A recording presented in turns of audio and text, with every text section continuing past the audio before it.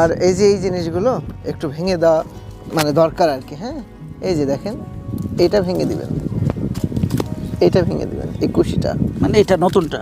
হ্যাঁ এগুলো কুশিগুলো ভেঙে দিবেন। আর আরেকটা কিন্তু কাজ হবে, হ্যাঁ এইটা যেমন হয়েছে না, আপনি কিছু গাছ দেখবেন যেটা মদ্দা ফলের মতো মনে হবে, এই যেমন এইটা, হ্যাঁ দেখতে পাচ্ছেন, হ্যাঁ হ্যাঁ, পুরুষ। মানে পুরুষের মতো মনে হচ্ছে কিন্তু এটা পুরুষ না।